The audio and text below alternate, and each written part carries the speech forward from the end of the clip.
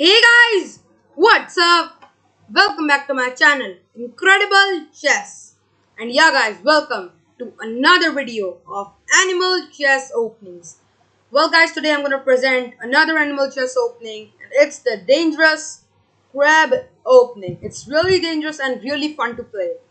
So before starting the video, if you haven't subscribed my channel yet, then subscribe right now. Okay, so let's start.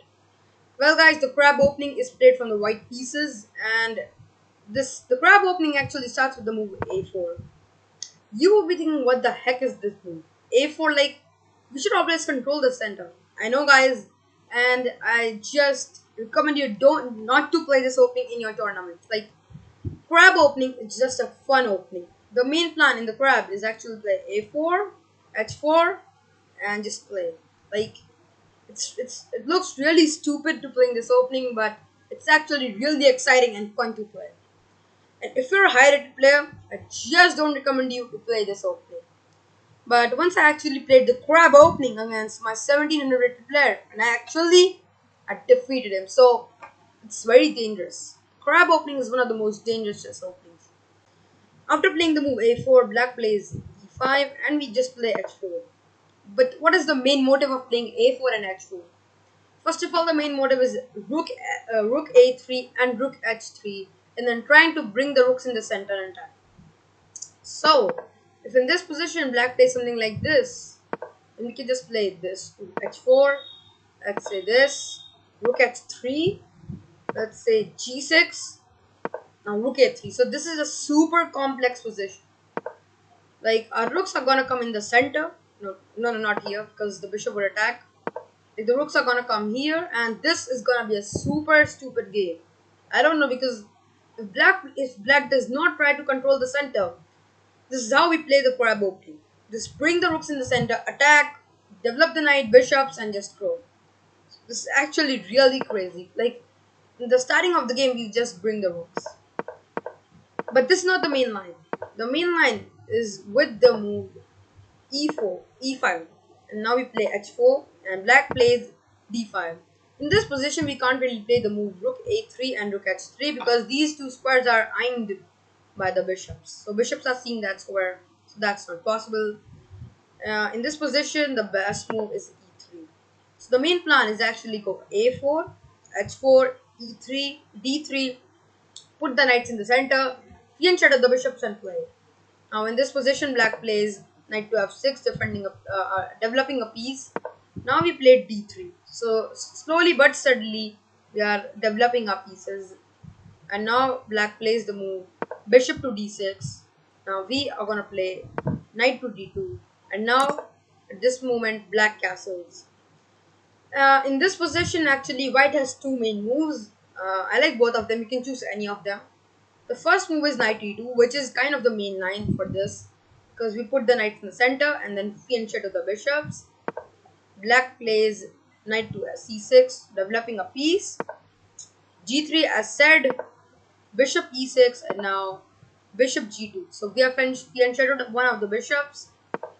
Now rook to c8. So black tries to counterplay on the queen side, but we're not gonna let him do this. We are gonna play the move d3, knight e7. So black is trying to go to knight g6, and now we are going to play bishop b2.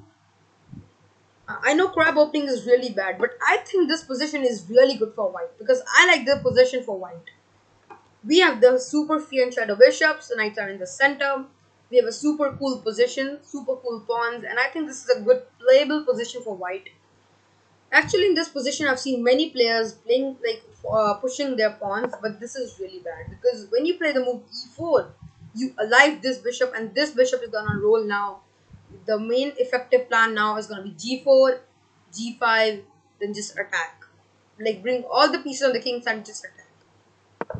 And if black plays b4, then this bishop allies, and in this position, we're just losing this pawn, also this pawn, because this d4 pawn is attacked thrice and he has only one defender. So pushing the pawns is really tough for black. Let's say black plays something like knight to g6. It was his plan, but now we are going to play the move h5.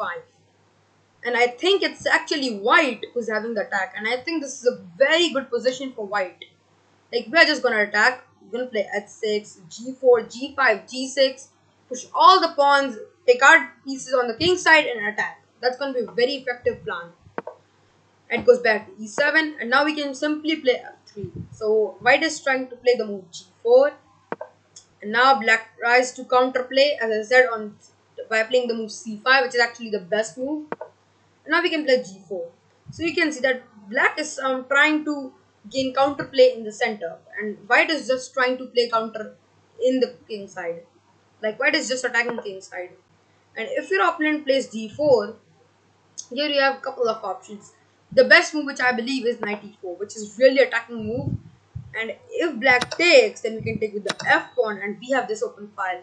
And I think this position is really good for white. But actually, if we play this, then black can actually take this pawn. So, but I know we sacrifice one pawn, but we have the open line. It's white is gonna attack because our f and g files are open. And if you don't want to sacrifice one pawn, you can simply take this, and that's a really good position for white. But taking is not that good, and thus in this position, knight e4 is a really nice move. We can also play something like e4. So we have what white has done. White has actually blocked things in the center, has stopped the counterplay of the black, and now the simple but the effective plan of the white camp is king f2, rook h3, queen h2, and rook on a1. Bring that rook on a1 to that side of the board, on the king side, and attack. The main plan is going to be played g5, h6, bring all the three main pieces, which are the queen, rook, and another rook in this in the line, in the h line, and I think that going to be a really dangerous position for white, for black. White's going to just super attack. Also, in this position, you can play the move king f2, which is really amazing. Like, it's really cool because if you take, you can just take, and if something like this trying to go here, then you can play knight e4, bishop b6, and now we can just come here. Like, we just do the king walk, but I think this is really good. First of all, the e5 pawn is hanging. Second of all, we're gonna play g5 and attack. And I think this position is really good for white. I'm going back. Now let's see the other variation which you can play instead of the move knight to e2. So in this position, the first move I showed you is the move knight to e2. But you can also play this move, bishop to e2, which is actually considered the best move by the engine. But knight to e2 is also really solid. And now let's say black plays the move rook to e8. But now white is going to play a really cool move, which is g4. So in this setup, when you play bishop e2, white doesn't really flee and shadow the bishops. But this is a really confusing plan of white. And I really like the plan actually for white, because we are going to play g5, h5, attack on the king side. And the good thing is that our king is very safe. Like, we can play something like knight f3, can shadow our dark square bishop. Also, we can gain some counterplay in the queen side by the move knight rook to a3 and attack. Let's say black plays bishop e6, g5, knight goes back to d7, and now we are going to play b3. Slowly and steadily, we are developing our pieces, also attacking the black camp. And the main but effective plan is now gonna be bishop b2, knight f3, roll these pawns on the king side, attack the black king. The main thing we have to do is bring all the pieces on the king side, roll all of our pawns on the king side, and try to hunt the black king. And I think this position is playable for white, because we can play, like, let's say black plays like knight c6, we can play bishop b2, and again, if black moves any of the pawns, our bishop gets alive, and this is really bad for black. So guys, this was one of the most worst but one of the most dangerous and crazy chess openings ever, the crab opening. Well guys, let me tell you that how can you play the crab opening from the black pieces. From black pieces, we are going to have the same plan. When white plays e4, we're going to play the move h5 and d4, and now a5. This is the crab opening again. But sometimes also it's known as the goldsmith defense. It's also known as the goldsmith defense when we play from the black pieces. But this is essentially this is the crab opening. Super dangerous crab opening. Guys, always remember, You just need to play a5, h5, then the main line e6, d6, and then try to take a knights in the center, ensure to the bishops, and attack where the king is. It's not necessary that king can be on the king side. Also, may the white king castle on the queen side. Then also it's the same plan. Just roll all the pawns, bring the main pieces which are the queen and two rooks on that side and attack. And I think it's going to be really good position for white or maybe for black, like from the pieces which we are playing. So guys, this was the super crazy chess opening, the crab opening, and I hope like today's video, like the video, subscribe to my channel, and guys comment down below what type of tricks and traps you want. And if you want any particular opening, then you can just comment me, because one of my subscriber actually commented me that please show an opening against the crab, like please show an opening which is the dangerous crab opening. So I just made a video. So if you also guys want to make, like if you want me to make any particular opening, then you can just suggest me. Guys, that's all for today. We'll meet in the next video. Till then, be safe, be healthy, keep watching Incredible Chess. Bye.